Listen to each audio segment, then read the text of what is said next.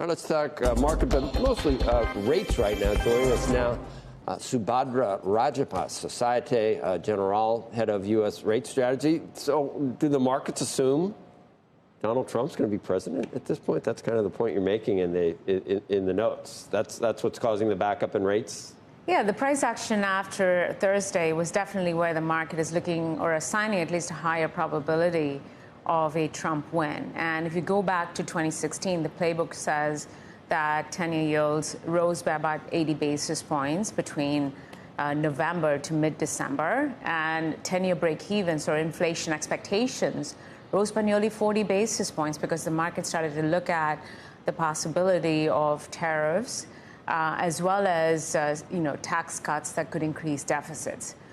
This time around, I would say that, given the fact that we're already in a high inflation regime, really the focus is on debt and deficits for the next several years. Is that why it's different this time? Because that was the playbook in 2016, and when he exited the White House, I think inflation was 1.4%.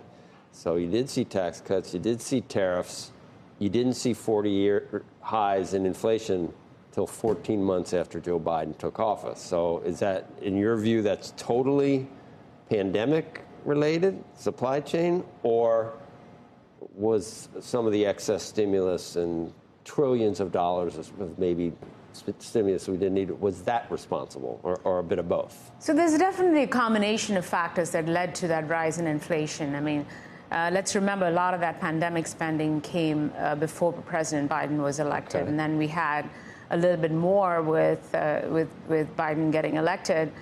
It was goods inflation because of supply chain disruptions. But recently, it's been services side inflation. Rents have been sticky and high, and inflation is starting to slowly come down. I think the progress we've made in the last 12 to 24 months has been quite meaningful, and that's part of the reason why the Fed's looking towards easing policy.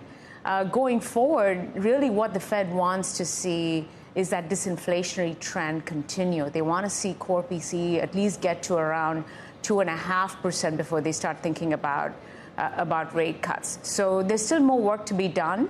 So we're kind of watching the data to see how the Fed will act on policy. Well, given that there is $33 trillion, we've already done that, and there's no relief in sight with either candidate, probably. Mm-hmm. Why would you think inflation would continue to moderate? It seems like it seems like yields are going to be even if Fed does cut, they're going to be at least a steeper yield curve, or they're going to stay high for longer. Yeah, so the general level of yields are probably going to be higher for longer.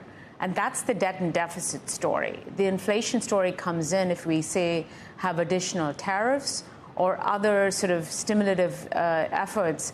That's probably going to cause an increase in services from side. Tax cuts or more of what we saw with the Inflation Reduction Act? Take your pick. There was one before then. There was just $7 trillion or something with the spending.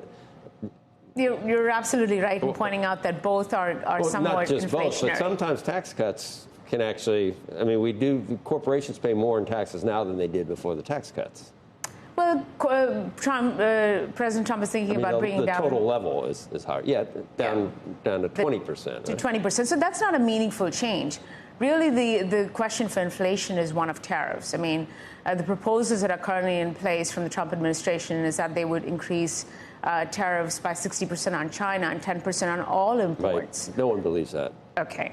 But what I'm saying is that we don't really have much by way of data, but then, concrete information, I should say, right. From the Trump administration. But that's kind of what the market's looking towards, is trying to kind of suss out what those levels would be and what the impact would be if those proposals are actually passed. So where do